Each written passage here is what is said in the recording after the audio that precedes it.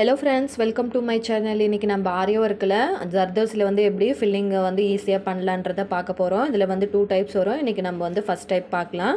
இந்த வீடியோவில் வந்து ஜர்தோசியை எப்படி ஸ்டிச் பண்ணணும் பண்ணக்கூடாதுன்றதை டீட்டெயிலாக சொல்லியிருக்கேன். அதனால் வீடியோவை ஃபுல்லாக பாருங்கள். இப்போ இந்த லீஃப் டிசைனில் நான் இடையிலேருந்து வந்து ஸ்டார்ட் பண்ணிக்கிறேன்.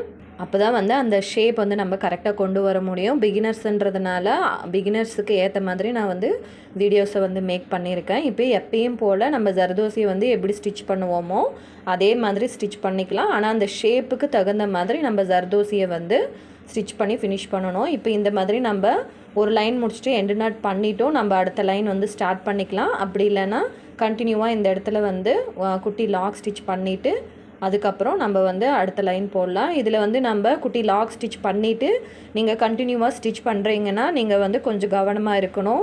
ஏன்னா கீழே இருக்கிற த்ரெட்டை வந்து நம்ம பிடிச்சி இழுத்துட்டோன்னா ஜர்தோசி எல்லாமே பிரிஞ்சு வந்துடும். அதனால் வந்து இந்த மாதிரி பக்கத்தில் குட்டி லாக் ஸ்டிச் பண்ணிவிட்டு அடுத்த லைன் கொண்டு போகும்போது இன்னொரு குட்டி லாக் ஸ்டிச் பண்ணிவிட்டு நீங்கள் அடுத்த லைன் கொண்டு போகணும்.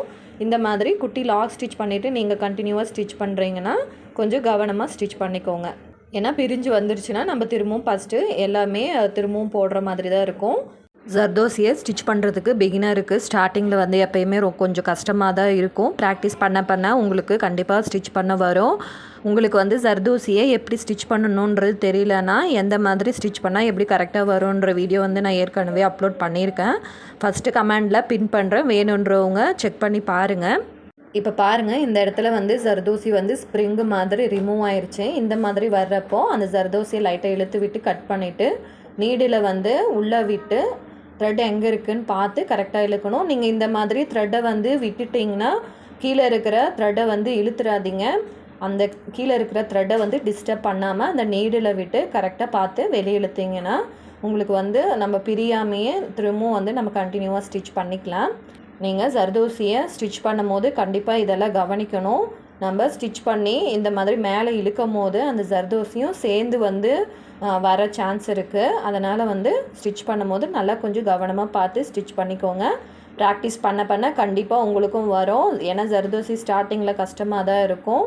அதனால் நல்லா ப்ராக்டிஸ் பண்ணுங்கள். உங்களுக்கு வேறு ஏதாவது ஸ்டிச்சஸ் பார்க்கணுன்னாலையும் சேனலுக்குள்ளே போய் ப்ளேலிஸ்ட்டை பாருங்கள். அங்கே ஆரி பேசிக் ஸ்டிச்சஸ் எல்லாம் இருக்குது. இந்த வீடியோ கண்டிப்பாக உங்களுக்கு யூஸ்ஃபுல்லாக இருந்திருக்கும்னு நினைக்கிறேன். வேறு யாருக்காவது யூஸ்ஃபுல்லாக இருக்கும்னு நினச்சிங்கனாலே மறக்காமல் அவங்களுக்கு ஷேர் பண்ணுங்கள். அப்படியே என்னோடய சேனலை சப்ஸ்கிரைப் பண்ணி சப்போர்ட் பண்ணுங்கள். இந்த வீடியோ பிடிச்சிருந்தா ஒரு லைக் பண்ணிடுங்க. ஓகே ஃப்ரெண்ட்ஸ், தேங்க்ஸ் ஃபார் வாட்சிங்.